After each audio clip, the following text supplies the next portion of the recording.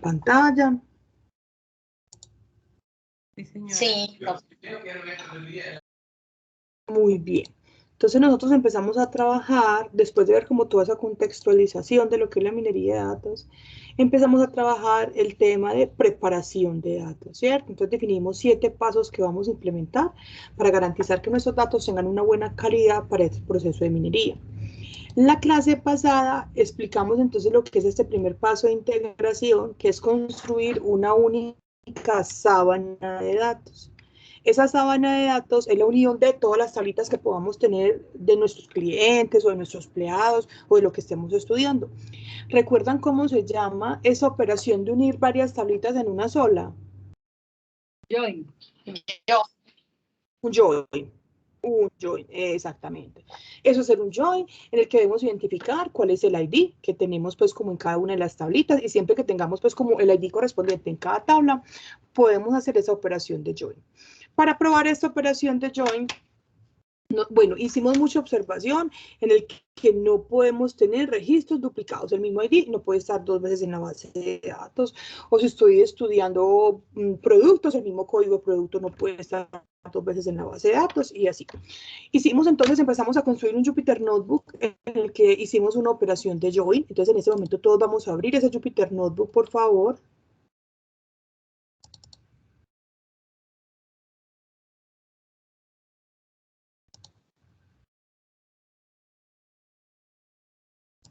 Ana Isabel. Señora.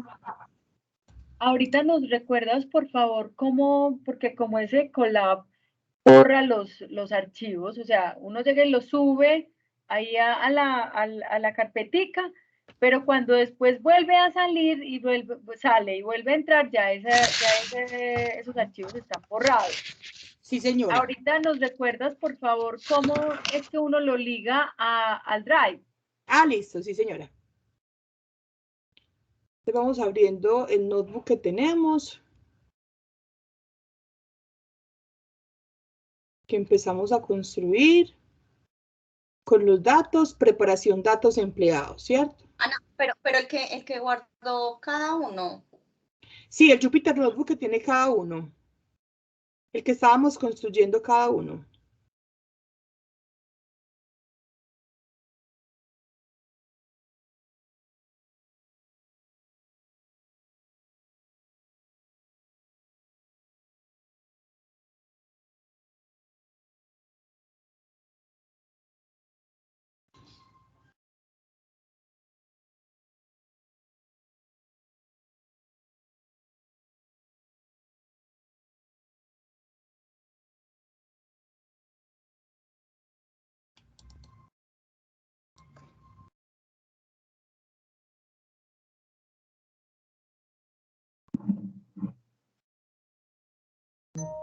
¿Ya lo encontramos? Sí, yo ya lo tengo listo. Yo también.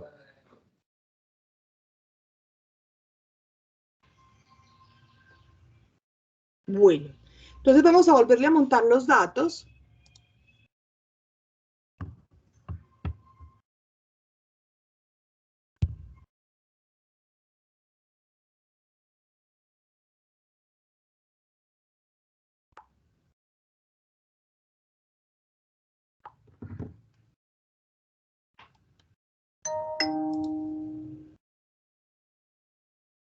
Y entonces, mientras que los demás terminan de abrirlo, aprovecho pues y les muestro cómo podemos conectarnos del Google Colaboratorio y del Drive, lo que me acaban de preguntar, ¿cierto?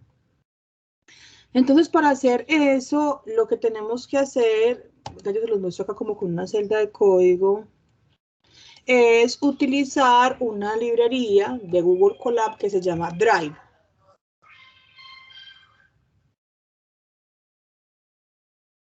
Si quieren, se la mando por acá. Es solamente esa instrucción. Por acá. Esto que les estoy mandando en este momentico es para los que quieren poder acceder a los datos que estén en Drive. Entonces, mire, regáleme toda su atención lo que yo voy a hacer. Entonces, yo voy a ejecutar esta instrucción de este drive.bound.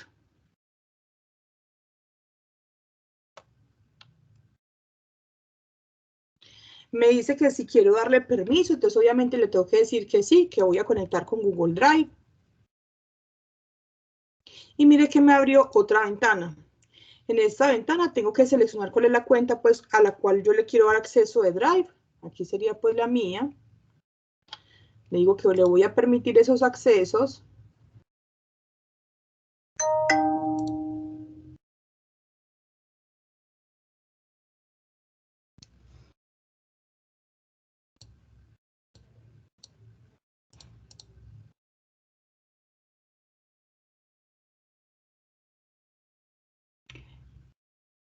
¿Sí les funcionó?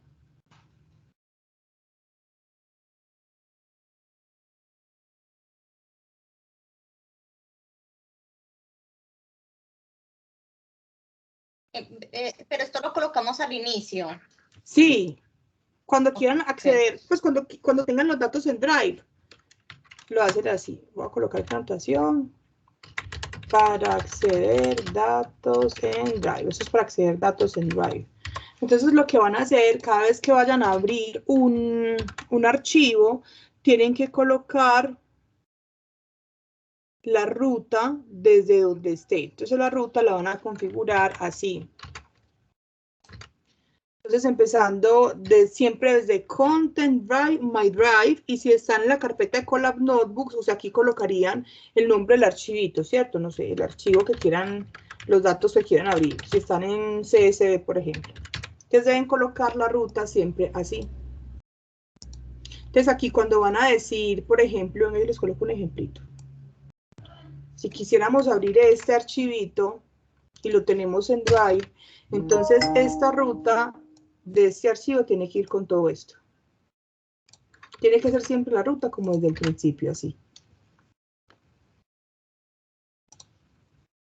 ¿Nos copias eso, por favor, allá abajo para... Sí, les copio este de Sí. cómo utilizar el RIA de Excel. Sí, cómo Listo. utilizarlo.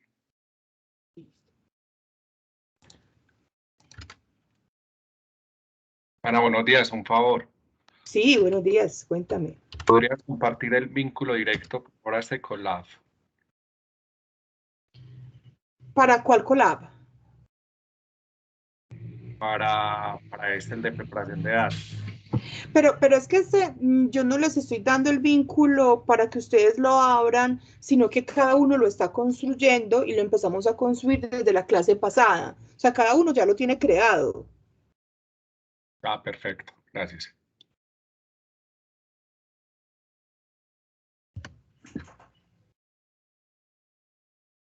Me cuentan los que estaban intentando acceder desde Drive si les funcionó. Sí, ya me funcionó. Ahí ahora lo que estoy haciendo ya es organizar esto para que quede con los nombres de mi dato y todo eso, ¿cierto? A eso de tu ruta, perfecto. Bueno, entonces espere, yo voy a colocar todo eso como comentario, porque era solamente como para resolver la duda de la compañera. Entonces nosotros lo estamos montando por acá. Entonces espere, yo también busco ese archivo de preparación de datos y lo montamos.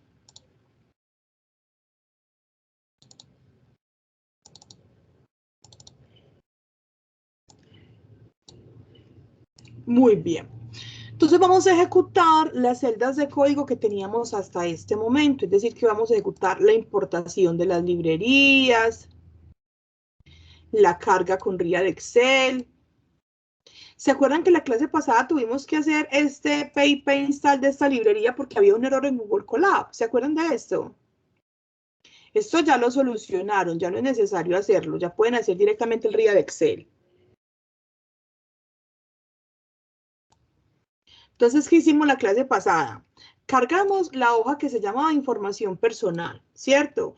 Y empezamos a validar que no tuviéramos datos repetidos, ID repetidos en esa hojita de Excel y efectivamente el ID 48 estaba 2 veces. Así que lo que hicimos en la clase pasada fue utilizar el método drop duplicates para que me elimine uno de los registros y me mantenga el más reciente, pensando que se puede tratar de una actualización de datos. Luego cargamos entonces la segunda hoja que se llama información laboral y de nuevo revisamos que no tuviéramos ID repetidos y cuando ya estábamos seguros, entonces hicimos la operación de merge que es el join que estábamos explicando en la sesión pasada. donde decimos cuáles son los dos conjuntos que queremos unir, le decimos por qué campo lo vamos a unir y dijimos que era un inner join. ¿Quién se acuerda qué es lo que es un inner join? Los campos que están en las dos tablas. O sea, traigo solo los registros que están en las dos tablas. Exactamente. Y después de eso, entonces, volvimos a revisar. De todas formas, pues ya no habían ID repetidos. Y verificábamos entonces todos los datos que nos quedaban aquí unidos. ¿Me corrigen, por favor, que no recuerdo si llegamos a hacer la corrección de tipo de datos? No, listo, o sea, llegamos hasta aquí. Llegamos hasta aquí. Sí. Eso, perfecto. Bien. Perdón, yo coloco esto en silencio.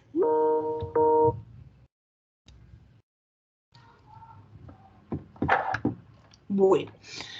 Entonces, cuando hacemos data.info, vamos a utilizar esta instrucción data.info. Te vamos a colocar toda la celda de texto y hacemos data.info. Este data.info nos dice qué tipos de variables tenemos. Entonces, en este caso, pues ya me muestra toda esa unión que acabamos de construir.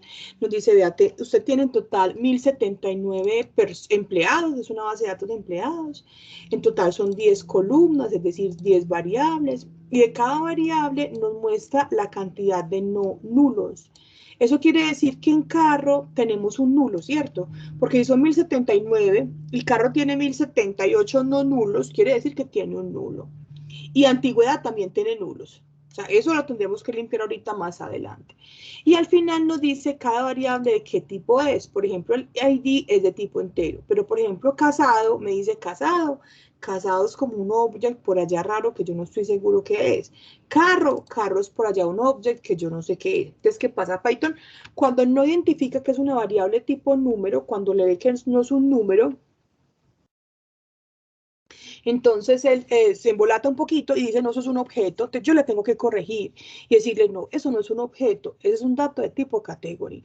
¿Por qué debemos hacer la corrección? Porque nos vamos a encontrar métodos de Machine Learning que nos exigen que las variables sean de tipo categoría. Por ejemplo, cuando estemos haciendo a priori, ese algoritmo nos exige que las variables digan category y si no dicen category nos va a botar un error. Entonces, por eso es más fácil acostumbrarnos a siempre corregir cada variable qué tipo de dato es. ¿Cómo hacemos esa corrección de tipo de dato? Ya habíamos dicho entonces que cuando teníamos un data frame y queríamos hacer referencia a cada una de las columnas, lo que hacíamos es que entre corchetes colocábamos el nombre de la variable. O sea que aquí estoy haciendo referencia solamente a la variable casado, ¿cierto? Y estamos llamando un método que se llama asType, en el que yo le digo que es la conversión que yo quiero hacer. Entonces, en este caso le estoy diciendo, mira, casado es de tipo category. Y ese cambio que estamos haciendo de que casado sea tipo category, lo vamos a guardar en la misma columna, o sea, siempre lo reemplazamos en la misma columna. Lo mismo hacemos con carro, le decimos que es de tipo category, con casa, con sexo y con fuga. Todos estos decimos que es de tipo category. Mire que cuando yo vuelvo a hacer data.info, ya aquí me dice category, ya no me dice object, sino que ya me los cambia a tipo category. Entonces yo les voy a mandar estas instrucciones para que ustedes lo puedan hacer. Sí.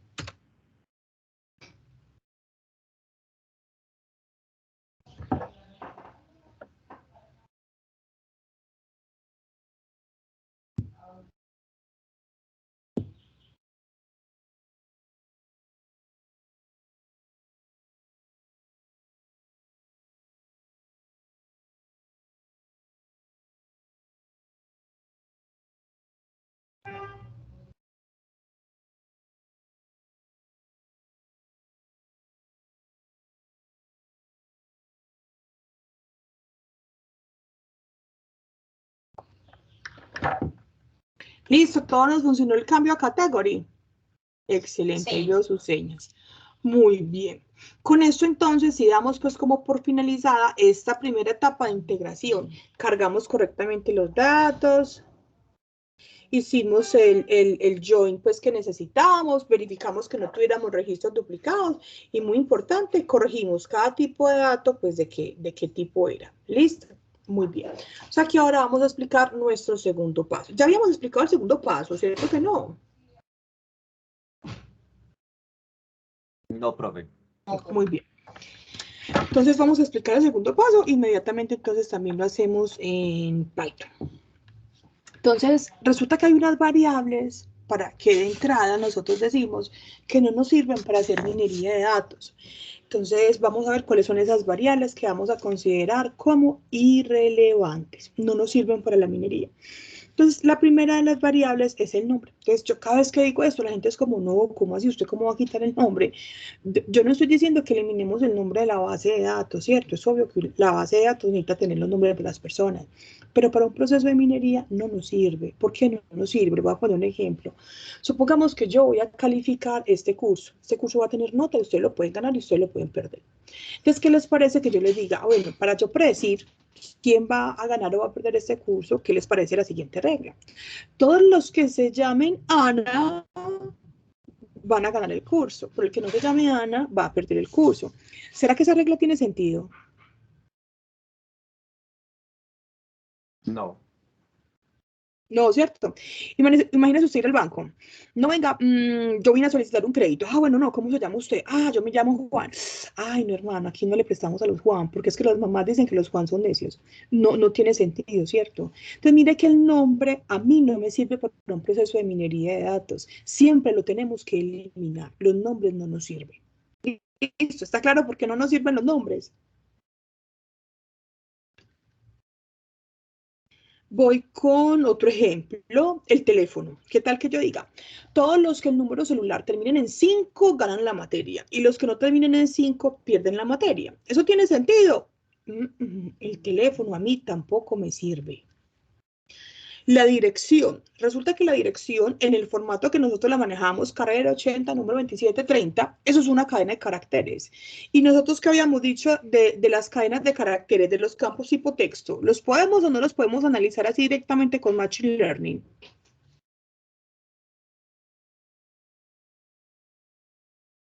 No se puede. No se puede, ¿cierto? O sea, de entrada no lo puedo analizar. Pero además es que yo no puedo decir que los que viven en la carrera 80 son los que van a ganar la materia y los que no viven en la carrera 80 van a perder la materia. No tiene sentido. Así que la dirección en ese formato yo no la puedo trabajar, pero yo la puedo transformar. Yo en lugar de tener la dirección, yo podría tener el barrio, yo podría tener la comuna, yo podría tener el estrato. O sea, yo puedo sacar mucha información que se deriva de la dirección. La dirección no me sirve, pero yo de ahí sí puedo sacar muchas cosas. Entonces, mire, si yo tengo barrio, ya es una variable categórica. Si tengo comuna, ya eso es categórica. El estrato es categórico. Entonces, ya es información que yo sí puedo analizar. Entonces, normalmente la dirección la transformamos. Yo puedo predecir las preguntas que ustedes me van a hacer. Y hay una pregunta que a mí me hacen cuando yo explico esto, la dirección. A ver si alguno de ustedes ya se les había ocurrido esta pregunta. Me dicen, Ana, ¿y qué pasa si yo tengo es latitud y altitud?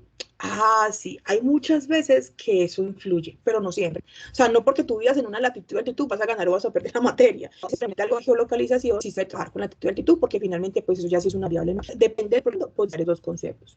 Y por último tengo el documento de identificación. Este documento de identificación yo lo necesitaba en el paso anterior para poder verificar que no tuviéramos duplicados, ¿cierto?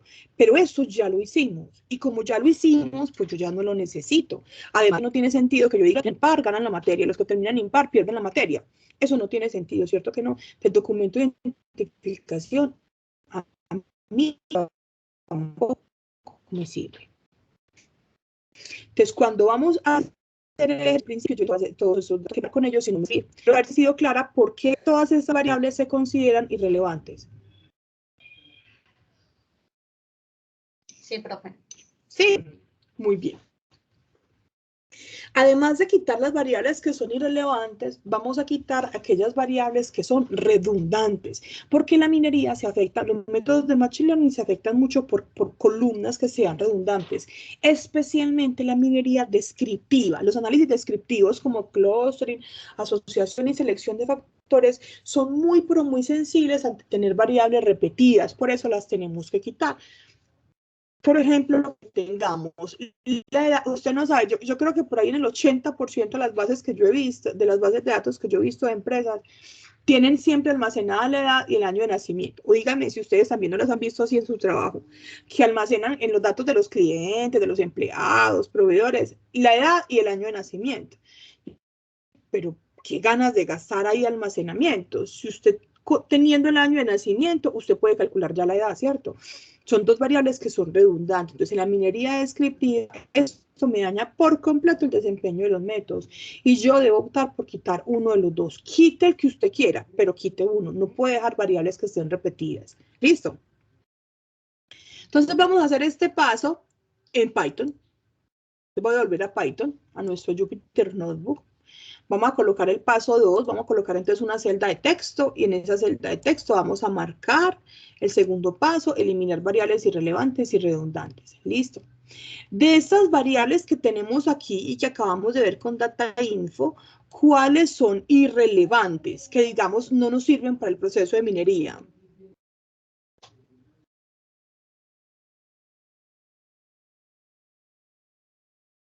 La casa. La casa es saber si el empleado tiene o no tiene casa. Acuérdense que aquí queremos predecir fuga. Recuerdo cuáles son los datos. Es un ejercicio que ahorita llaman gestión inteligente de recursos humanos. Y es utilizar Machine Learning para tomar decisiones en los departamentos de recursos humanos o de gestión humana de las empresas. Entonces, uno de los análisis que hacen es predecir, al momento de contratación, predecir qué personas de pronto no van a finalizar su contrato laboral, por ejemplo, no van a finalizar el año que le van a dar en el contrato, sino que después de la capacitación se les va a fugar. Esa es una fuga de empleados. Entonces, de cada empleado se tiene si está casado o no, si tiene carro o no, cuántos hijos tiene, si tiene casa o no tiene casa, si, casa propia, cuál es el sexo, el sueldo, la cantidad de días que se incapacitan en el año y la antigüedad dentro de la empresa. Y finalmente, pues los que se fugan o no se fugan. Entonces, para establecer fuga de empleados, porque eso da una noción, pues, como personas que son estables o los que les gusta vivir la vida más libres, por así decirlo. Entonces aquí, bueno, y algo muy importante, me gusta mucho la observación, que yo no puedo quitar variables porque a mí me parece que no sirvan. O sea, la idea con la minería de datos es que las decisiones no se pueden tomar por subjetividad. A mí me parece que esto sirve, a mí no. Yo no puedo tomar decisiones por subjetividad, sino que la idea es que las decisiones las tomemos basados en los datos. Entonces, por eso es que ahorita vamos a ver unos análisis estadísticos que nos ayudan a verificar efectivamente cuando una variable me sirve o no me sirve. Entonces, en este punto, que apenas estamos en el segundo punto, solamente voy a quitar aquellas que yo sé que son irrelevantes y que yo estoy 100% seguro que están repetidas. De resto, no las puedo quitar. ¿De acuerdo? Ana Isabel, pero entonces bajo esa lógica, yo me pongo a mirar esas variables y digo, bueno, casado o soltero puede incidir. Yo no puedo decir, venga, eso es irrelevante. Si tiene hijos, si sexo, sueldo, incluso si tiene carro, porque si le queda muy lejos o no le queda muy lejos, o el tema de si tiene casa o no, porque puede que en otra empresa le digan, es que usted no tiene casa, venga, yo le ayudo. O sea, desde el punto de vista de la subjetividad, no sería capaz de identificar cuáles de estas variables se pueden eliminar, a diferencia de la que tú mostraste ahora, de año de nacimiento y edad. Pues esas sí son lógicas. Exacto, Lucy. Sí, señor, esa es la idea de este punto. Solamente voy a quitar las variables que yo sé que no me sirven, que son las que son irrelevantes y las que yo esté 100% seguro que son redundantes. De resto, no las puedo quitar. Tienes toda la razón. A este momento no tenemos el conocimiento para decir que alguna de esas variables no sirve. Solo voy a quitar las que yo sé que son irrelevantes, como nombre, teléfono, documento, ID, no sé. Y las que son redundantes, que yo sé, estoy 100% segura que son redundantes. De resto no puedo quitar. Entonces, basado en esta observación que tú nos haces, de estas que tenemos acá, ¿cuál podríamos quitar? ¿O no quitamos ninguna? ID, ID. El ID lo necesitábamos para definir que no tuviéramos filas repetidas, pero ya lo hicimos, ¿cierto? O sea que ya a estas alturas el ID no me sirve.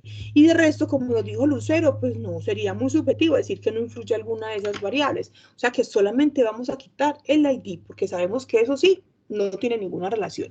No puedo decir que los ID pares son los que van a terminar su contrato a tiempo y los ID impares son los que se van a ir y se van a fugar. No puedo, ¿cierto? Entonces, por eso vamos a borrar solamente la variable ID. Para borrar una variable, entonces, utilizamos un método muy sencillo que se llama drop. Resulta que drop a mí me sirve tanto para borrar filas como para borrar columnas. ¿Listo? Entonces, yo le tengo que decir qué es lo que yo quiero borrar. Si yo quiero borrar una columna, una variable, entonces en axis lo coloco en 1. Y si lo que quiero borrar es una fila, entonces colocaríamos axis igual a 0. Y recordemos siempre pues, que el resultado de haber eliminado esa variable lo vamos a guardar sobre el mismo data frame. Entonces, con esta instrucción, además, les voy a mandar de una vez pues como esa explicación, que axis 1 indica que es una columna. Con esa instrucción, entonces, ya estamos eliminando el ID. Cuando volvemos a hacer data.head, ya eliminamos el ID de nuestra base de datos.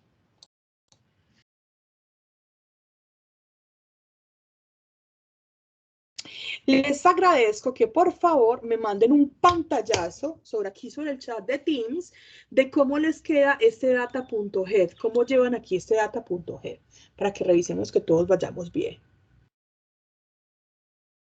Ana, no nos llegó este último. No llegó. Pues, o yo no sé, a mí no me llegó. A mí sí, ya. Ah, no, ya lo hice, listo. Ya, bueno, listo. Me regalan un segundito que me está mostrando una señal de que tengo mala señal de internet. Voy a revisar acá mi conexión, ya vengo.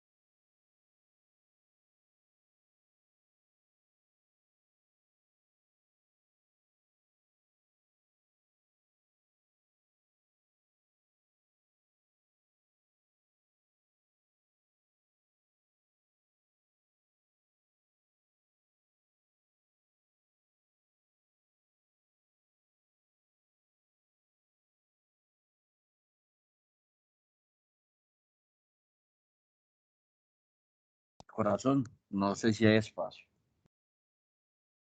Se lo hay.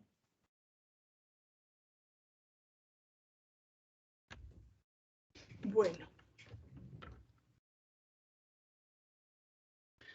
Muy bien, entonces por aquí veo todos tus mensajes.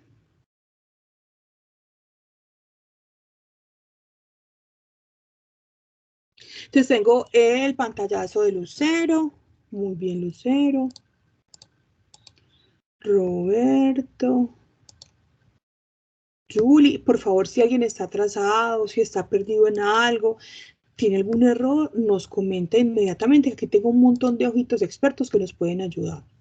Entonces tengo Julie, César, Juan Alejandro, Diego.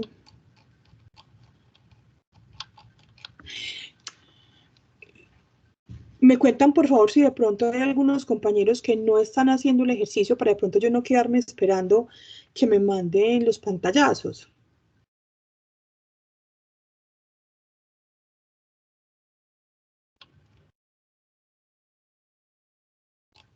Todos lo estamos haciendo. Perfecto. Si de pronto Bueno, voy muy yo rápido, tengo me un cuentan. problema Listo, que con yo.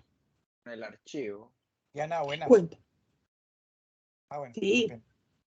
yo tengo un problema de lentitud acá en mi equipo y no sé si es toda esta mala red ha estado caída acá.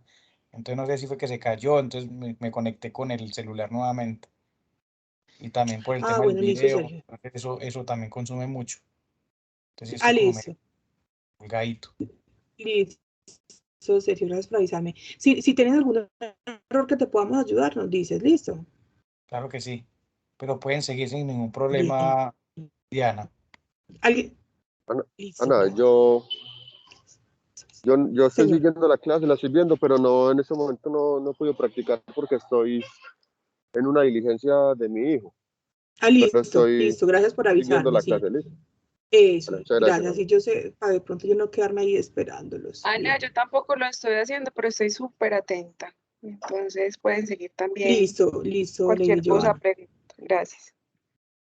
Listo, Ana, yo sí lo estaba tratando de muy hacer, bien. pero Si alguien tiene algún error, ¿me escucha? sí, Juan David, dime, ¿tienes algún error? Sí. Sí, es que la conexión como con el Drive no, como que no me está funcionando. ¿No te Entonces, funcionó? no, entonces de ahí para abajo pues ya no me... Ah, bueno, pero entonces sabes que Juan David, si quieres ahorita revisamos qué te pasó. Pero mientras tanto, móntalo por acá por la carpetica. Listo, ya lo monté ahí entonces. Eso. Le das clic en la carpetica y luego en el botón de arriba, el botón blanco Cargar, con flechita negra, listo, ese. gracias. Y ahí le monta los datos. Beatriz, si ya vi tu mensaje.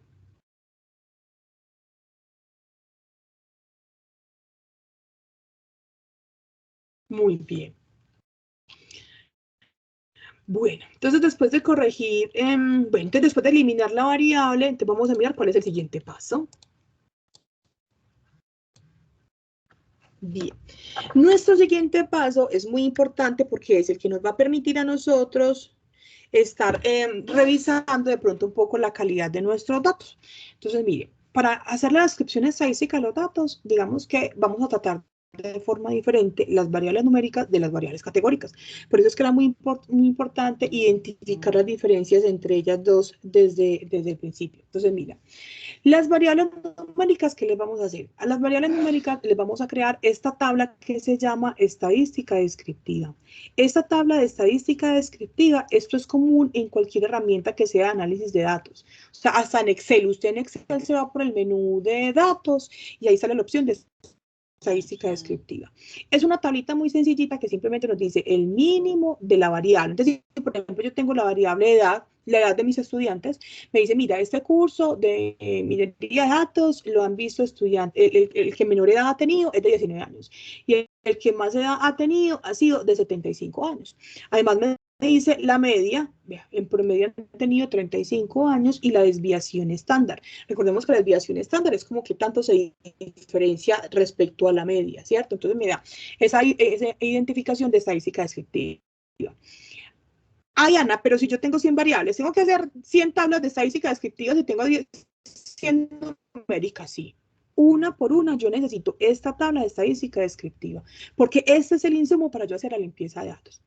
Además de la estadística descriptiva, es muy común que esté acompañado de los histogramas. Entonces vamos a recordar qué son los histogramas. Los histogramas es un gráfico de frecuencia. Entonces, si la edad mínima es 19, aquí empiezo con 19 y lo que hago es contabilizar en base de datos cuántos registros tienen edad de 19. Ah, 105. Entonces, esta barrita sube hasta 105. Luego con 20, ¿cuántos estudiantes han visto este curso cuando tienen 20 años? Ah, 186. ¿Y cuántos estudiantes han visto el curso cuando tiene 21 años? Y así sucesivamente hasta llegar al máximo. Este máximo me indica que hemos tenido 6 estudiantes que han visto este curso con 75 años. Entonces, siempre van a ver que las variables numéricas vienen acompañados de los histogramas. ¿Listo? Resulta que los histogramas pueden tener muchas figuras. O sea, los histogramas pueden ser muy variados. Y no significa que estén mal, ¿cierto? No significa que tengan algún tipo de error mis histogramas. Lo que pasa es que estamos como acostumbrados a ver pues como unos histogramas como muy bonitos, una distribución así, normal como muy bonita, y todos queremos como que nuestros datos sean así, pero en la vida real los datos no son así. O sea, en la vida real los datos no tienen una distribución como tan bonita. Entonces, esos histogramas pueden tener como diferentes variaciones. Y esas variaciones no significa que nuestros datos estén mal. Por ejemplo, cuando yo hago mi histograma, es posible que me dé como una gráfica así muy empinadita y como delgadita. Pues eso supone que va a ser... Hay pregunta, ¿Me están ¿a todos se escuchando? les Sí. está congelando la voz de la profe o solo yo la Sí, a estoy mí escuchando también. así? A mí todos, también. Igual a Ah, mí. espéreme. Espéreme, yo me cambio de red. Sí, gracias por avisarme. Espéreme, yo me cambio de red. A ver si es esto. Sí. Voy a cambiar a red. Yo tengo plan B para la red.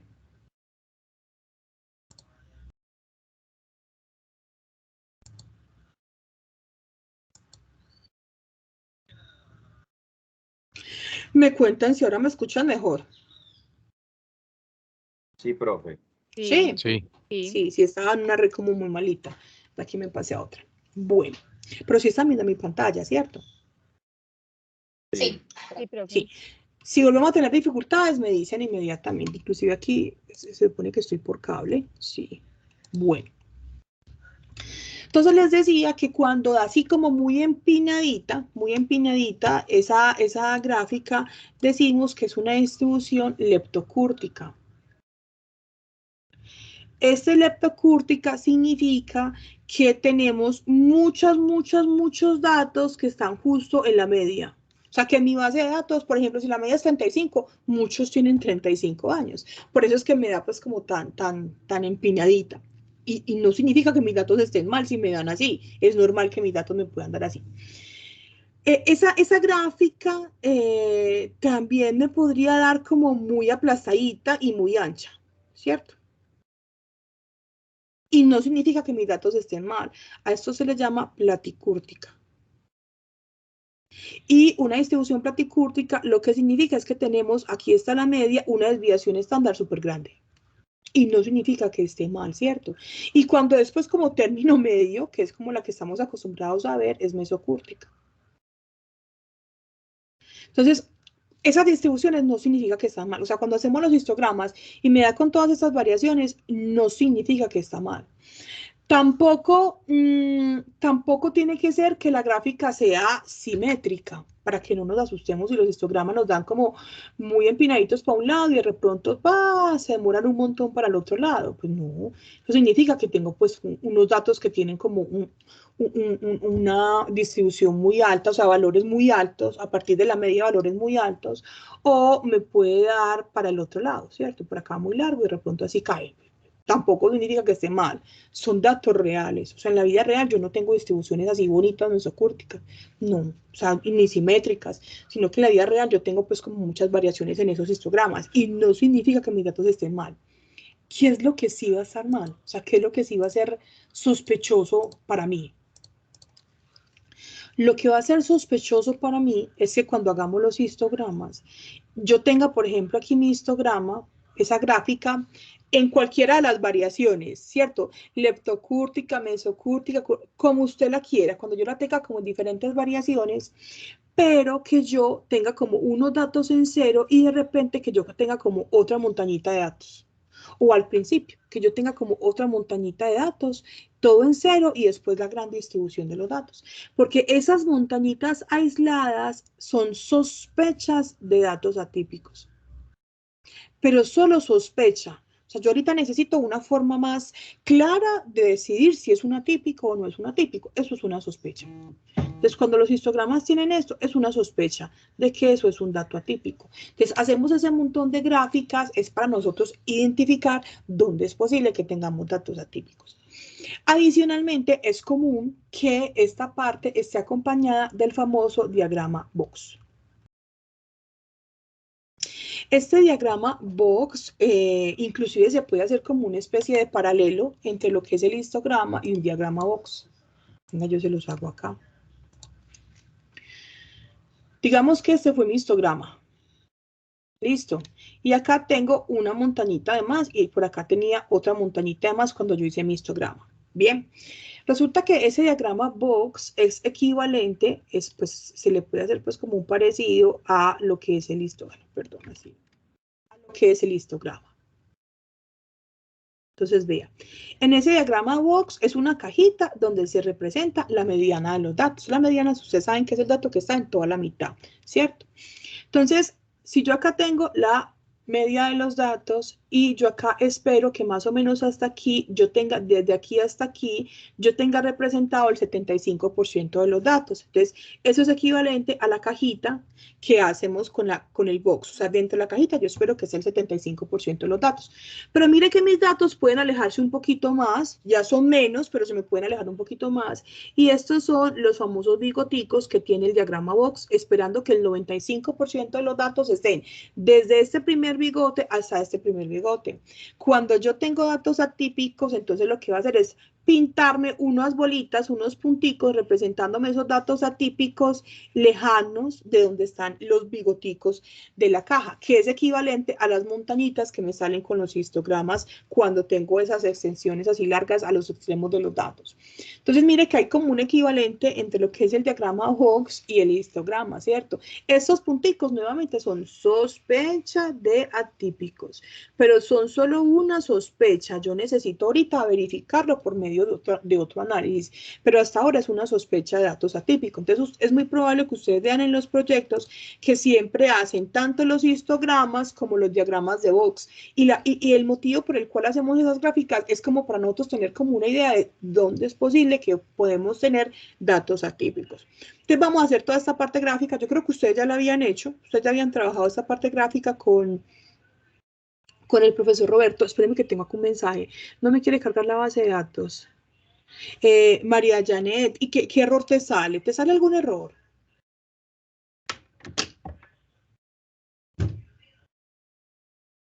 Sí. ¿Qué error te sale? Me sale que Pandas requiere versión 3. Ay, bueno, entonces mira lo que vas a hacer. Te sale el nombre de esta librería. Espérate, te la muestro. ¿Dónde es que está? Te sale... Es esta librería. Te sale un error con esa librería. OpenPips.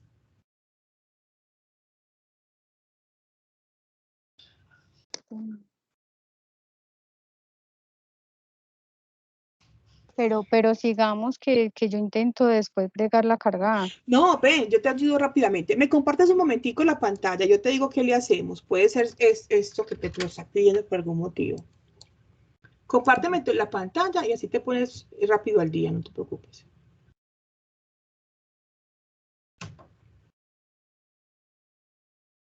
Listo, ya la estamos viendo. Ah, sí, señora. Entonces, mira, en la parte de arriba vas a colocar una celda de texto, perdón, de código. Antes de esa instrucción, una celda de código. En esto. Antesitos, antes, al principio, ahí. Y en esa celda de código vas a ejecutar la instrucción que yo te acabo de poner.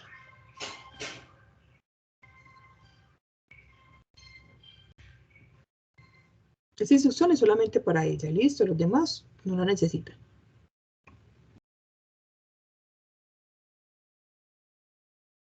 Pero que de todas maneras podemos seguir y yo ya después me... Sí, lo solucionamos rapidito, no te preocupes. Pégala ahí y la ejecutas.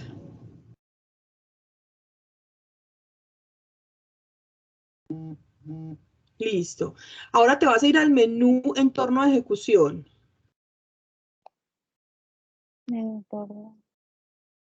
Y le dices reiniciar entorno de ejecución. Está como en la mitad, esa opción. Dile que sí. Y después de que reinicie, ya le puedes dar entorno de ejecución, ejecutar todo. Para que te ejecute todas las líneas, ejecutar todas. No, pero... La pero me primera. falta. No reinició el entorno, sí. Mira que ya... Pero fíjate que de pronto aquí el error de es otra cosa. Baja, Creo que le falta el archivo. Ya es del archivo. Sí. ¿Y por qué no lo montas mejor ahí por la carpetica? que Eso. Móntalo por la carpetica y le quitas la ruta porque hay que revisar que la ruta sí esté correcta. Puede ser, es un error en esa ruta. porque yo lo Eso, tenía aquí, no, pero yo lo tenía aquí en descargas y Ana, no sé, porque también lo había cargado aquí, que es este. Lo está colgué. justo sobre mi unidad, listo. Entonces miremos si el problema era la ruta. Preparación, datos empleados, está directo sobre tu unidad. Listo, entonces muéstrame tu notebook nuevamente, el Jupyter Notebook. Pero no me deja salir de aquí. Arriba. ¿No te deja pasar al Jupyter Notebook? No ve, ay, aquí ahora sí. ¿Dónde cayó aquí? Aquí.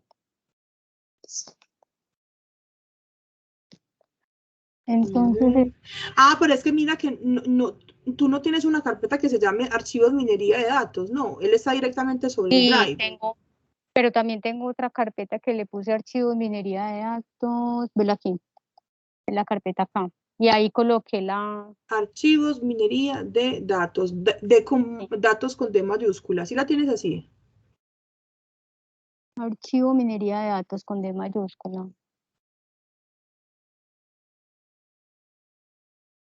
Es aquí. Y bájalo, yo veo que error dice. Así que no encuentra el directorio. Sí, es un problema de ruta. Dale ahí a ver si ahí te da. No, sigue diciendo que no lo encuentra. Content, Drive, My Drive.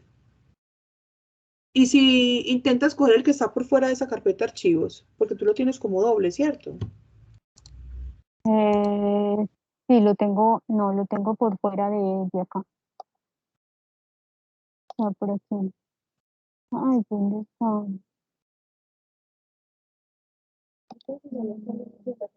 Está aquí por fuera. Preparación, datos, empleados, .xlsx. Sí, intenta quitarle lo de la carpeta para mirar si ahí te lo coge. O sea, le quito esta Es que carpeta. datos empleados es con D mayúscula, datos es con D minúscula, no. No, no es con D mayúscula, mire que yo lo veo aquí. No, con minúscula. Esta es con D minúscula. Dale ahí a ver. No, sigue No. saliendo. No, móntalo en la carpetica para que mientras que buscamos pues cuál es el error en esa ruta. Te lo monto por acá. Sí, por ejemplo, si la carpeta minería tiene tilde en la I, entonces tienes que poner la tilde en la I, puede ser eso también. Pero aquí como lo cojo de allá, no sé. Dale en el botoncito blanquito con una flecha, esa. No, el primerito, que tiene una flecha hacia arriba. Ahí. Este. Sí. Pero me trae para acá. Entonces busca aquí la carpeta descargas. Se te cerró, dale otra vez. No, ahí no. El de arriba. El blanquito de flechita negra, ese. Sí, aquí. Dale clic ahí. Y aquí descargas. Pero en descargas está, es el que yo tengo. Ese, sí, selecciona ese y abrir. Dile aceptar. Y ahora en el RIA de Excel quita toda esa ruta. Deja solamente el nombre, preparación, datos, empleados. O sea, quita toda esa ruta en el RIA de Excel, ahí. Quita todo eso que tienes al principio, que quede solamente preparación, datos, empleados. Todo esto, hasta acá. Sí, todo. Que quede solamente preparación, datos, empleados. Y la rayita también quítala.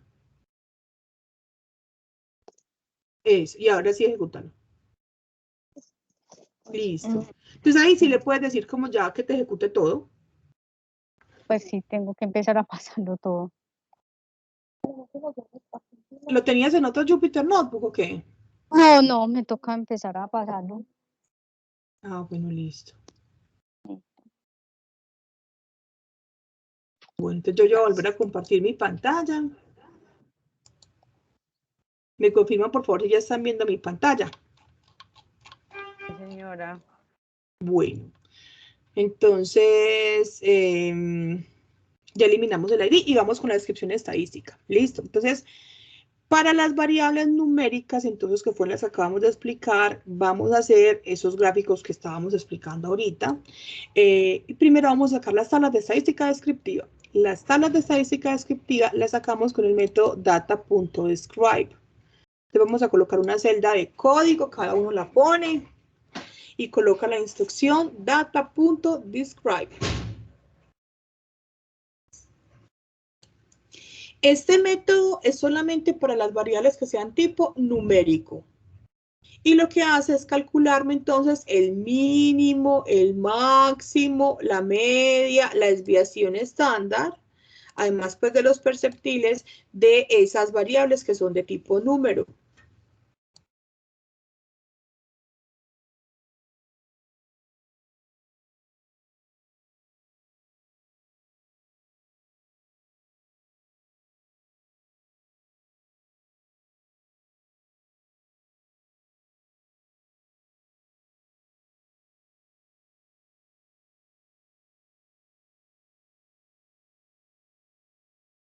Ana, ¿cómo exporto luego estos datos, por ejemplo, a una tablita? Pues, o que ¿Cómo lo guardas?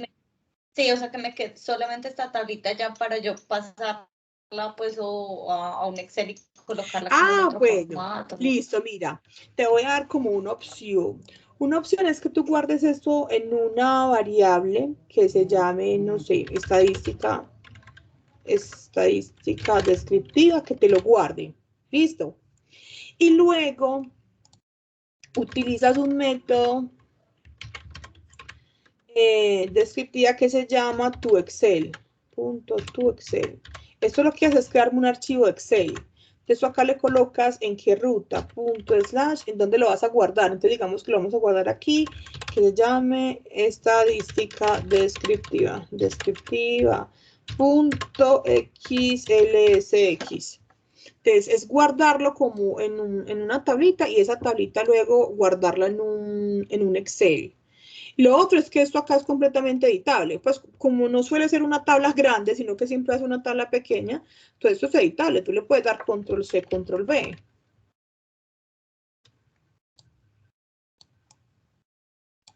Gracias. ¿Sí? Ahorita al final hacemos el ejercicio de guardar unos datos utilizando ese tu Excel.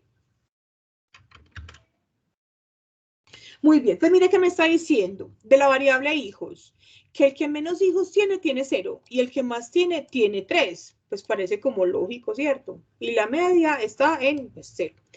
El sueldo, este sueldo está en dólares. El que menos gana 8.000 y el que más gana 50.000. Incapacidades en los días al año que se ha incapacitado. El que menos se incapacita 0 días. Y el que más se ha incapacitado 400 días al año. Uno sí puede estar incapacitado 400 días al año. No. Se supone No, que ¿y no. por qué? No, porque el año no tiene 400 días, ¿cierto? El año solamente tiene 365 días. Puede que usted esté incapacitado todo el año. Tiene una enfermedad muy grave, no sé, estuvo incapacitado todo el año, pero 400 días no puede. Eso significa que mire cómo la estadística descriptiva nos ayuda a buscar datos erróneos, datos atípicos.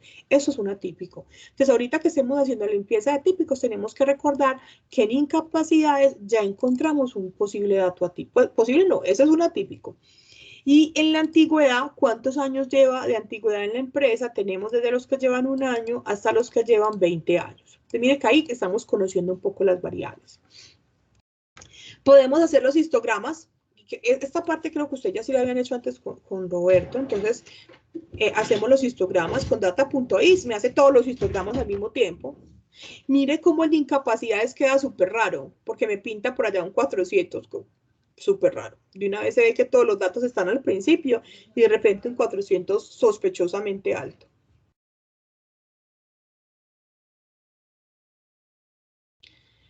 También podemos hacer las gráficas de Box.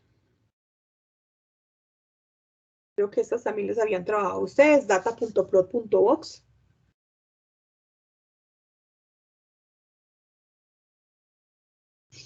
¿Qué ven ustedes de raro en estos box?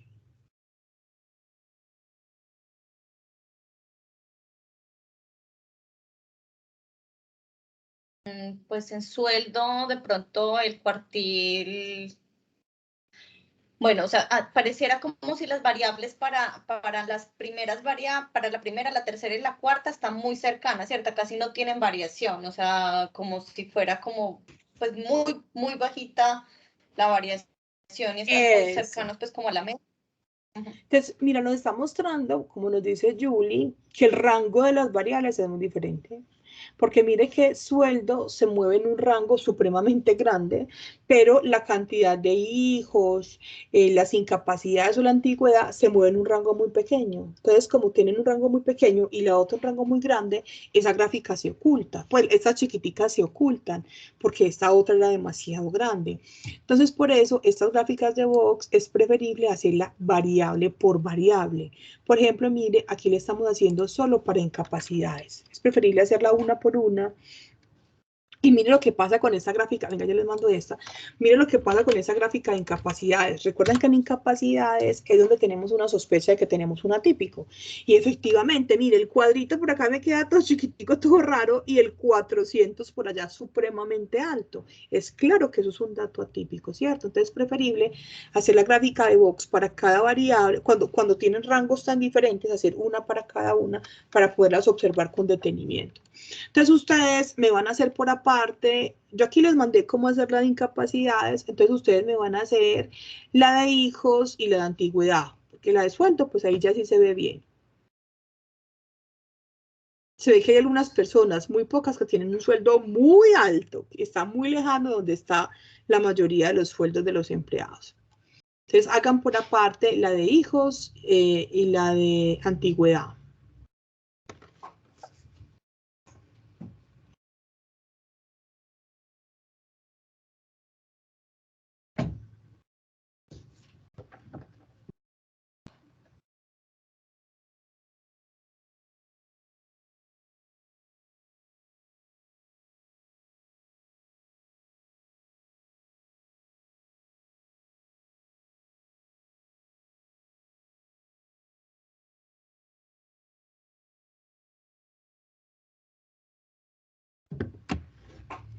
Muy bien, vamos a probar más gráficas. Ustedes yo creo que ya habían probado más gráficas. Por ejemplo, la gráfica de puntos. Hay como una teoría que manejan los departamentos de gestión humana. Y es que ellos suelen decir que las personas cuando tienen mayor antigüedad en la empresa son las que más se ausentan, son las que más se hacen incapacitar. Entonces, por eso se me ocurre hacer la gráfica de Scatter para graficar incapacidades contra antigüedad. Pero como tenemos ese atípico en incapacidades, está muy raro esa incapacidad tan alta en una persona que tiene muy poco tiempo en la empresa. Entonces les mando cómo hacer la gráfica de Scatter. Ya habían hecho también gráficas 3D. Supongamos que quiero por algún motivo relacionar sueldo, hijos, incapacidades, entonces también podemos hacerle gráficas 3D. Pasa que esas gráficas 3D a veces son muy difíciles de interpretar, pero pues también son válidas si les parecen bonitas. El objetivo es conocer muy bien los datos. Y una que es muy útil es esta Scatter Matrix, que nos grafica de una vez todas las variables, todas junticas. Entonces, en la diagonal siempre me grafica el histograma de cada variable. Entonces, este es el histograma de hijos, este es el histograma de sueldos, el de incapacidades y el de antigüedad. Y en las otras posiciones me hace el scatter para cada combinación de variables. Por ejemplo, en este que estoy señalando con mi mouse sería hijos contra sueldo, este que está acá. En el que sigue sería hijos contra incapacidades. Entonces, digamos que de forma rápida yo podría tener todas las gráficas de una vez para conocer mis datos. Y todo eso se lo podemos hacer a las variables de tipo número, ¿cierto? Vamos a mirar ahora qué le hacemos a las variables que sean de tipo categoría. A todos les funcionaron todas las gráficas, ¿cierto?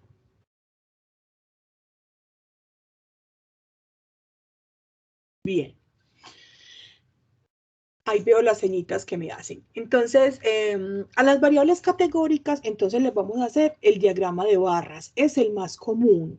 Algunas veces a la gente les gusta hacer mucho los diagramas pie porque pues creen que se ven como bonitos los colorcitos.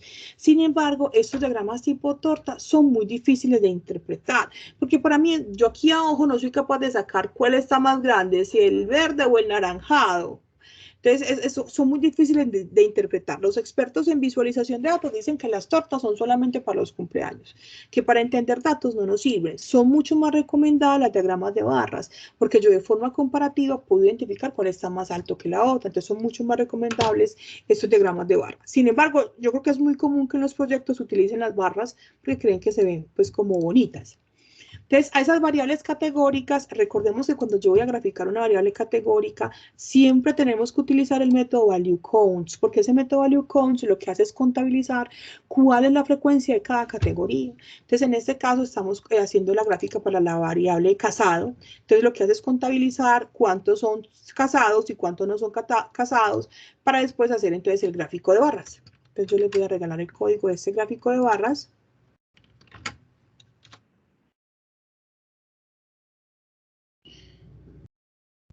Vamos a probar varios gráficos. Ahí está el de barras para casado. Por acá tenemos el de pie para carro.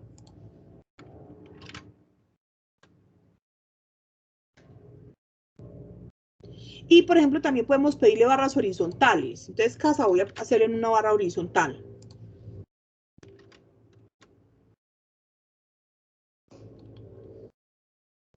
Y ustedes me van a hacer una gráfica para sexo y una gráfica para fuga. La que ustedes quieran, barra vertical, horizontal, como ustedes quieran. Una gráfica para sexo y una gráfica para fuga.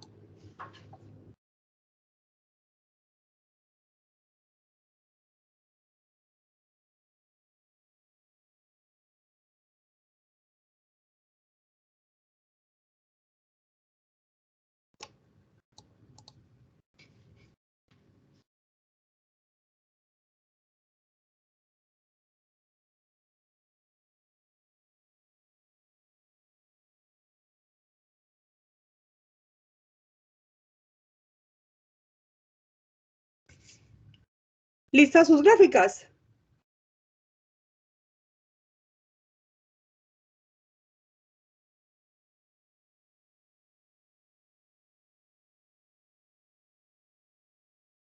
Sí. ¿Sí? Si alguien tiene algún error, por favor, me dice inmediatamente que le ayudamos. Tenemos muchos ojos de expertos y la idea es que todos podamos aprender. Bueno, entonces mire que los pasos que hemos hecho hasta ahora, el más demorado ha sido esa descripción estadística, porque es que me toca graficar variable por variable, lo cual para mí pues puede demandar mucho tiempo, ¿cierto? Espere que se me fue por acá abajo. Arriba, arriba, arriba. Bien.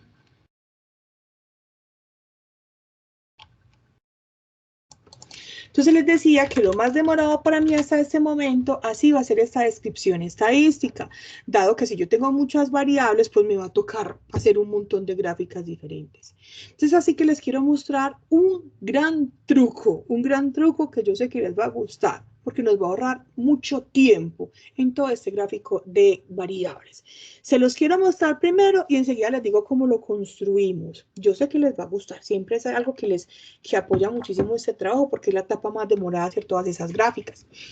Resulta que hay una librería en Python muy especial que se llama Pandas Profiling.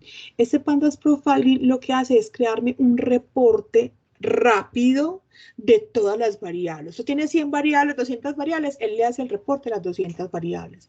Mire el reporte que nos hace. Viene y me dice, primero me genera, pues acá yo ya generé el reporte, y me dice, mira, usted en total tiene 8 variables, 6 son categóricas, 2 son numéricas, son tantas observaciones, me dice cuántas tengo de nulo, etcétera. Y me empieza a escribir variable por variable. Mire que yo no hice estas gráficas, yo solamente llamé ese método Pandas Profiling. Y me saca, mira, la variable casado es de tipo categoría. Me hace el diagrama de barras para esa variable, me dice cuántos valores distintos tiene esa variable, o sea, cuántas cuántas categorías tiene esa variable. Y si yo quiero tener información más específica, por acá tengo un botoncito que me abre como más opciones, me dice pues como cuáles son las modas, me dice exactamente cada categoría cuánto porcentaje tiene de los datos, y así para cada una de las variables. Vea, carro, lo mismo, me da toda la información. Hijos, mire que me saca una alerta de ceros. ¿Qué me está diciendo? Oiga, esa variable tiene muchos valores en cero. ¿Sí estará bien esa variable? Claro, es que muchos empleados tienen 0 hijos y eso no es un error, pero es raro que una variable tenga tantos ceros. Entonces me saca la alerta, vea que me lo puso de una vez en rojito. Vea, el 60% de los registros están en cero. Es que para nosotros sabemos que es normal, pero muchas veces puede que no sea normal que una variable tenga tanto cero, entonces ella me muestra alertas. Por acá tengo la variable casa categórica, sexo categórico, sueldo. Como el sueldo es numérico, entonces me dice cuál es la media, me dice cuántos tengo faltantes, me dice el máximo, me dice el mínimo, me da el histograma, y si sabemos que nos vamos por este botoncito, nos da pues como información más específica. Mira, me da un montón de estadísticos más sobre cada una de las variables, me da el histograma, me dice los valores más comunes, cuánto aparecen, y me dice cuáles son los valores extremos. Y así me lo hace variable por variable. Mira, acá tengo el de incapacidades y acá tengo el de fuga. ¿Cómo les parece este reporte? ¿Cierto que es una ayuda muy grande? Súper. Este reporte es fantástico. Vea. Y no contentos con hacernos ese reporte, yo les contaba que cuando estamos implementando entonces la metodología CRISP, cada metodología tiene un entregable. Entonces, en la preparación de datos uno tiene que entregar todo este reporte estadístico, que construirlo es súper demorado. Empieza usted a pegar gráfica por gráfica en un informe, pues es un reporte que es demorado. Mire pues la magia que hacemos acá. Resulta que ese reporte se puede guardar en un archivo HTML. Mire, aquí me lo guardó. Me lo guarda justo aquí al ladito donde yo tenía la carga de los datos. Yo lo llamé output.html. Lo voy a descargar. Porque no es que me lo deje en línea, sino que él me genera un HTML para que pueda ser interactivo. Yo lo descargué a mi computador. Y ahora lo voy a abrir desde acá, desde el explorador pues, de mi computador. Véalo, aquí está. Entonces, mire que ese mismo reporte que yo les acabé de mostrar, así interactivo, yo lo tengo aquí en mi máquina. Mire, acá tengo cada una de las variables, me muestra unas alertas, me dice, vea, hijos, tiene muchos ceros. Entonces, todas las variables que le encuentre algo raro, él me las pone aquí en alertas.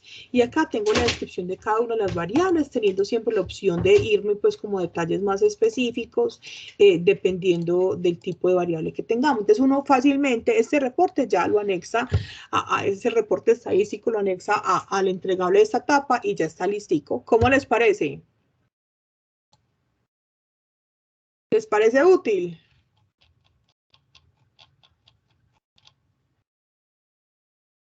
¿Les parece útil, cierto?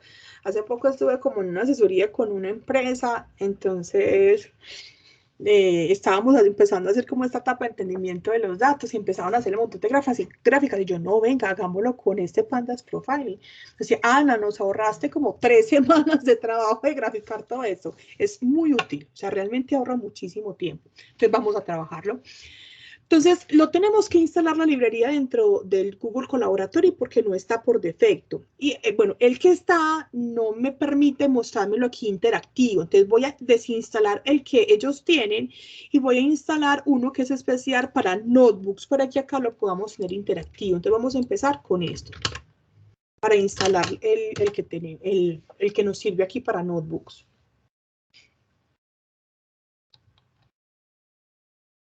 Él está sacando unos errores de dependencias desde que están haciendo esa actualización de paquetes la semana pasada, pero él funciona. Pues no sé, esas dependencias están como todavía actualizando paquetes, hay que esperar que terminen de actualizarlos, no sé. Pero a pesar del error de dependencias, él logra solucionarlo y lo instala. Y luego generamos entonces el reporte. Esta generación del reporte se les demora un poquitico.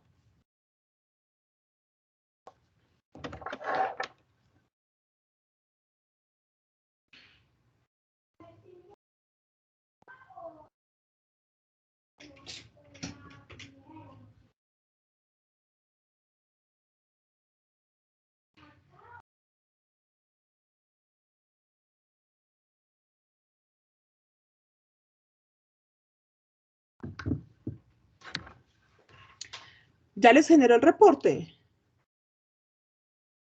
Sí. Listo. Y al final, entonces, la instrucción para guardarlo en HTML, véala acá. Entonces recuerden que ese HTML, ese output HTML, queda guardadito aquí justo donde tenemos montados los datos.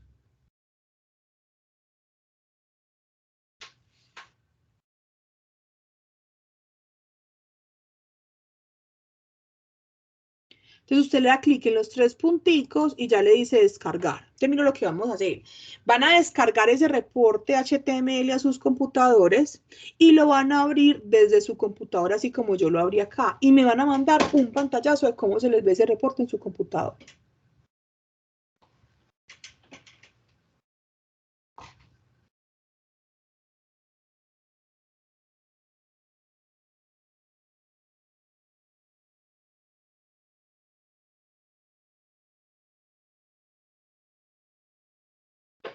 Excelente, Diego, aquí veo tu reporte.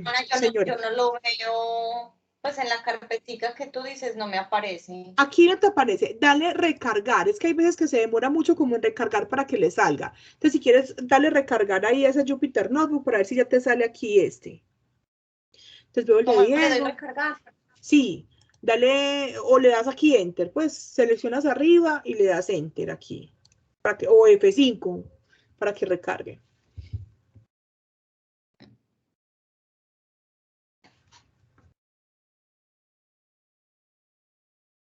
Entonces veo el reporte de Diego, el de Juan David, muy bien. El de Anderson, excelente. Es muy, muy útil, de verdad que ahorra pues como mucho tiempo.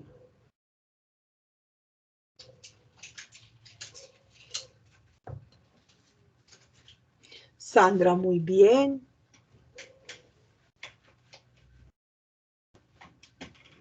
Julie, muy bien. Juan Alejandro, muy bien.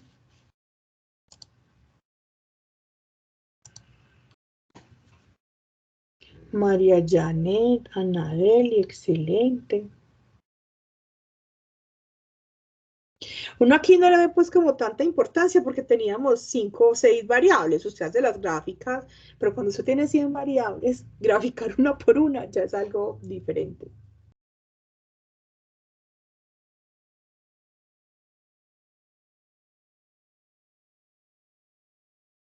Si alguien tiene algún error, por favor, nos dice que tengo muchos ojitos expertos. No quiero que se me atrasen solamente pues como por errores.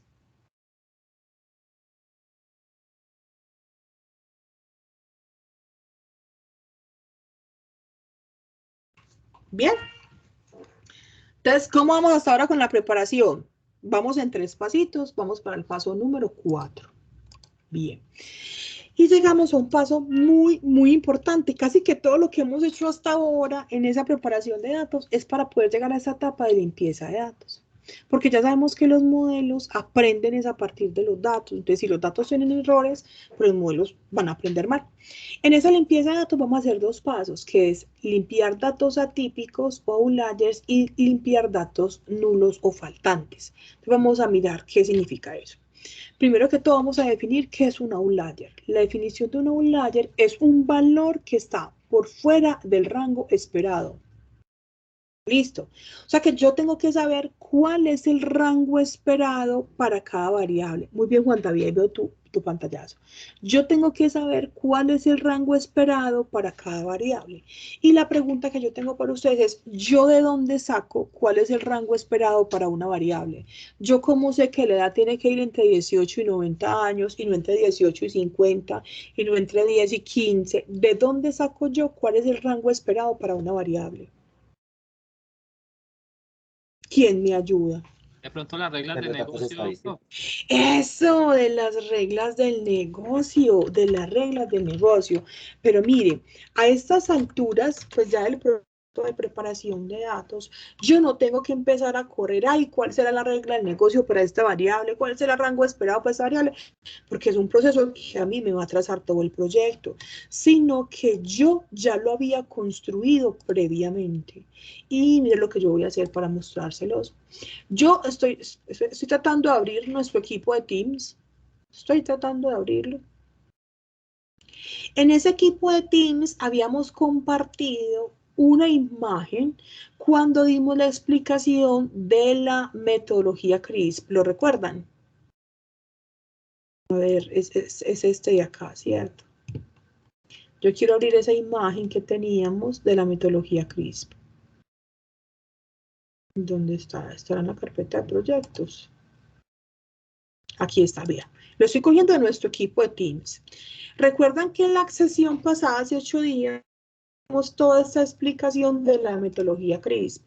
Y vimos fase por fase que se debe hacer. Mire, me voy a enfocar en este momento en la fase de entendimiento de los datos.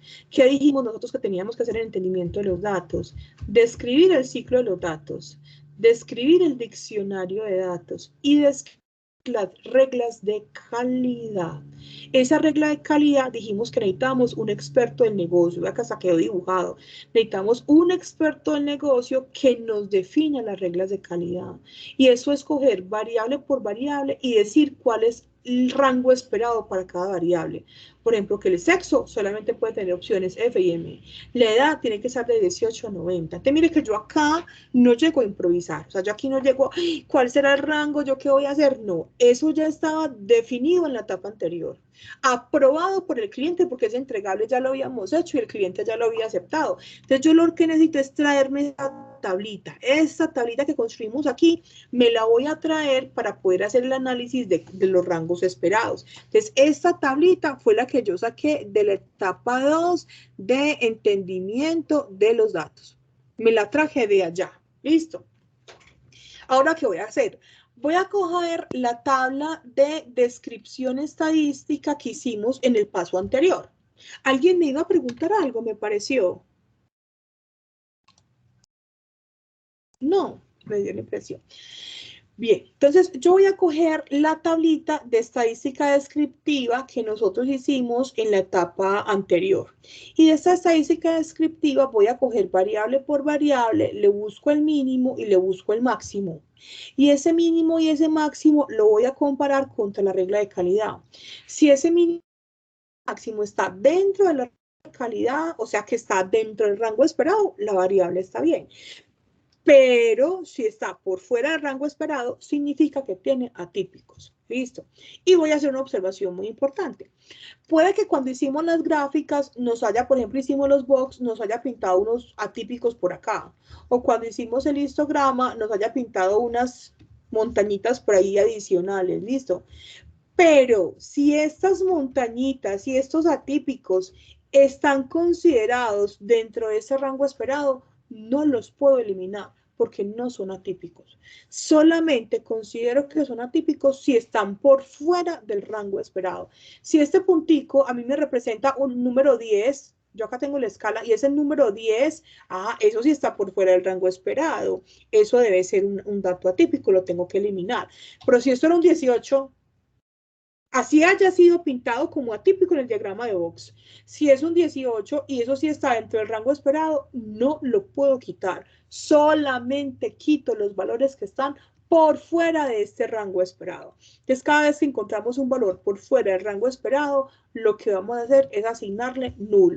¿Cómo así que asignarle null? Asignarle nulo. Por ejemplo, si yo tengo aquí esta tabla, tengo diferentes variables, como por ejemplo, la edad por aquí.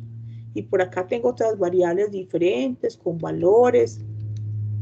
Y acá tengo alguien de 18 años y aquí alguien de 190 años. Listo, esos son mis datos. Entonces, lo que yo estoy diciendo es que solo esta posición la borro y le pongo nulo. Pero solo esa posición. Mire que el resto del registro queda igual. No es borrar el registro, no. Solo esa posición la ponemos en nulo.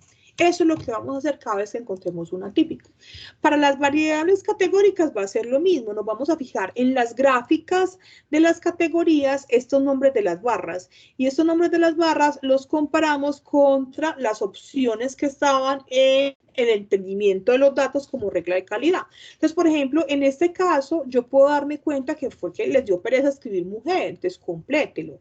¿Cierto? Pero si era X, oiga, X será hombre o X será mujer. Entonces, cuando yo no sé cuál es la opción, nuevamente lo coloco en nulo. Esa posición la cambio en nulo. Yo quiero saber si he sido clara cómo vamos a buscar los atípicos, siempre comparando contra las reglas de calidad. ¿Listo? Y adicionalmente, cuando la encontramos, lo ponemos en nulo. ¿Está claro este proceso? Sí. ¿Sí? Este es el proceso más demoradito, creo yo, de esta preparación de datos, porque hay mucha observación, o sea, coger variable por variable, compararla contra el rango de calidad. Entonces, siempre requiere como mucha observación, mucha paciencia. Entonces, vamos a implementarla. Vamos aquí. Entonces, vamos a colocar el título de limpieza de datos. 4 limpieza de datos. Para que, como ese código queda tan largo, yo prefiero que nos quede como bien marcadito para que después no estén perdidos. Yuri, te escucho. Ana, por ejemplo, pues yo creo que no es en limpieza, sino como en la fase antes de preparación. Por ejemplo, cuando uno necesita hacer como reemplazos o operaciones aritméticas con los datos para poderlos procesar. Es decir, por ejemplo, tengo una base de datos que es una base de datos cruda en la que, por ejemplo, tengo valores por debajo de un límite de cuantificación que me van a aparecer como menor a 5, pongámosle. Pero yo no puedo trabajar con esos datos para hacer cualquier tipo de analítica ni de estadística. Entonces, normalmente se recurren a algunas metodologías que dividen el valor por la mitad y dicen que ese es el que se debe como utilizar. Y pues para no hacerlo uno a uno, ¿de qué manera se puede hacer eso de una forma rápida? Pues que no tenga que irme yo a la base de datos, buscar, reemplazar, pues como hacerlo así, sino ya más acá como desde el programa. Yuri, déjame ver, yo veo si te entendí, ¿cierto? Quiero estar segura que entendí tu pregunta. Entonces, mire, la idea cuando yo necesito crear variables nuevas o hacer modificaciones de las que ya existen, es que eso solamente se debe hacer después de hacer la limpieza de datos. O sea, después de hacer esa limpieza es que puedo hacer creación o modificación de las variables nuevas, de las variables que tenemos. ¿Por qué? Porque si yo lo hago antes de haber hecho este proceso de limpieza, la voy a colocar aquí en rojito, en amarillito. Si yo lo hago antes de hacer el proceso de limpieza, pues yo estoy corriendo el riesgo de que las nuevas variables las estoy creando con valores atípicos. Entonces yo no puedo ni crear ni modificar las variables que tengo, sino hasta después de haber hecho el proceso de limpieza. ¿Listo? Eso como primera observación. Si necesito crear variables nuevas o modificar las que ya existen, yo eso no es que lo tenga que ir a hacer como valor por valor en la base de datos, sino que yo eso lo puedo hacer desde Python, ¿cierto? Hay operaciones que se puede, o sea, crear una variable nueva, yo eso lo puedo hacer desde Python, pues si tú me creas toda la columna, o sea, si voy a crear una nueva variable que sea A más B, por ejemplo, yo eso lo hago desde Python, ¿cierto? Que de una forma me crea la columna completa, o modificar una variable, multiplicarla por 2, lo hago desde Python, y no una por una, sino que me lo hace ya la columna completa, pero solamente hago creación o modificaciones después de hacer la limpieza. No sé, Julie, si entendí tu pregunta. Sí, listo. Gracias. Bien, con gusto. Sí, no podemos hacerlo antes porque corre el riesgo de estar creando variables con valores erróneos. Bien, entonces vamos a hacerlo en Python, ¿cierto? Este proceso de limpieza de atípicos, valores que están por fuera del rango esperado. Entonces, nosotros cuando hicimos la estadística descriptiva, hicimos todas estas gráficas, por ejemplo, desde acá arriba, espérenme, yo lo busco, que hicimos el data.describe, nosotros identificamos dónde teníamos atípicos. ¿Se acuerdan cuál era la variable que tenía atípicos? Hijos dijimos que estaba bien, sueldo estaba bien. Antigüedad estaba bien, ¿cierto? Pero incapacidades estaba mal. ¿Por qué era que incapacidades estaba mal? Porque superaba los días del año. superaba los días del año. Desde acá ya lo sabíamos. Cuando hicimos las gráficas, me lo seguía mostrando. Incapacidades están mal. O sea, por acá esta otra gráfica. Todas las gráficas que yo hice me están diciendo incapacidades tiene un dato errado. ¿Cierto? Entonces, ¿qué vamos a hacer? Como la regla calidad de esa variable es que no puede ser mayor de 365. Obviamente no puede ser mayor de 365 porque el año solamente tiene esos días. Entonces yo voy a empezar averiguando cuántos registros son los que tienen ese problema. ¿Cómo lo averiguo? Le estoy diciendo que del data frame data, coja la columna que se llama incapacidades y me busque aquellos registros donde las incapacidades sean mayores a 365 días, porque sabemos que no puede ser.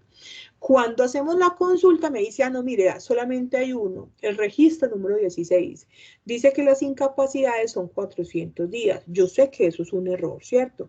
Y como sé que es un error, dijimos que le vamos a poner nulo en esa posición. ¿Cómo le pongo nulo en esa posición? Entonces, nuevamente, cojo la columna que se llama incapacidades, busco en esa columna donde la incapacidad sea mayor a 365 días y esa posición la pongo en nulo. ¿Cómo codifico un nulo en Python? Entonces, la librería NumPy, que la renombramos como NP, es la librería que tiene como operaciones matemáticas, vectores, matrices, y esa librería tiene codificado un nulo en esta variable nan. Entonces, cuando yo digo np.nan, le estoy diciendo, colócalo en nulo. Cuando hago data.info, ¿qué me pasa? Que la variable incapacidad ya tiene un nulo, que antes no lo tenía. Listo, entonces vamos a hacer esta limpieza de nulos. Perdón, de atípicos, poniéndolo en nulo.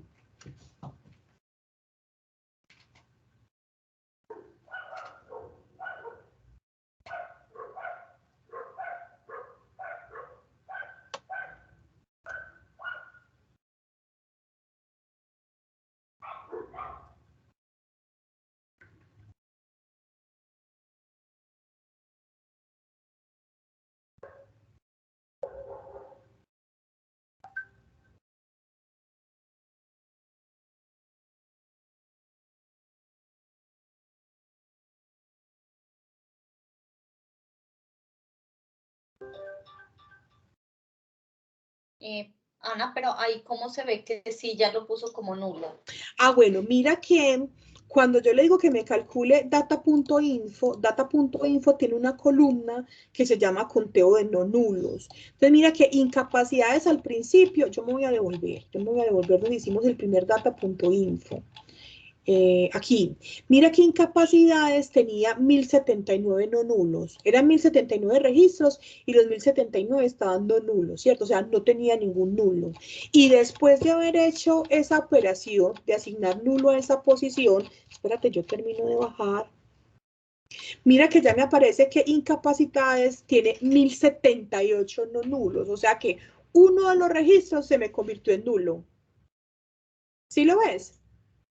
Sí, pero no lo saca, pues como que te diga, dentro de toda la base de datos tienes tantos nulos. Te dice los no nulos, pero no de que cada te diga, variable. tengo 4. Bueno, pero sabes que hay muchos métodos que te dicen, si tú quieres saber como exactamente cuántos nulos tiene una variable o algo así, hay varios métodos por los cuales se puede conseguir. Lo que pasa es que este data.info es como el más rápido, que me dice cada variable cuánto tiene de no nulos, pero al decirme los no nulos, pues yo ya sé cuántos son los nulos.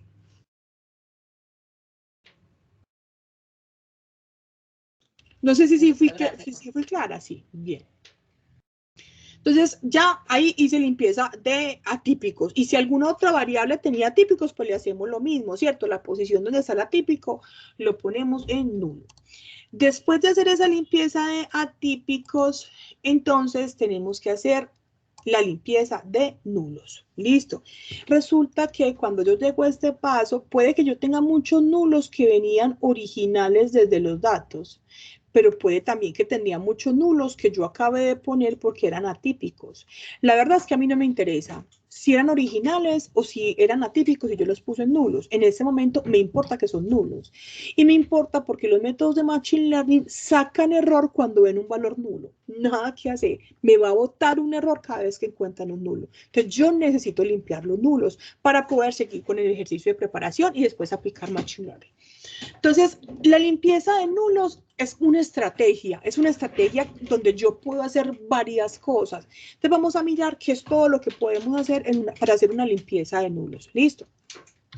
Entonces, lo voy a pasar por acá. Ah, bueno, pero venga, si quieren, hacemos ya nuestro break y enseguida llegamos a explicar cómo es la estrategia de limpieza de nulos. ¿Les parece? Listo. Sí, señora. Entonces, este break es de 20 minutos, este es el break con larguito. Entonces, nos vemos en 20 minutos. Son las 9:35, ¿listo? Nos vemos faltando 5, 20 minuticos. Ya nos vemos entonces.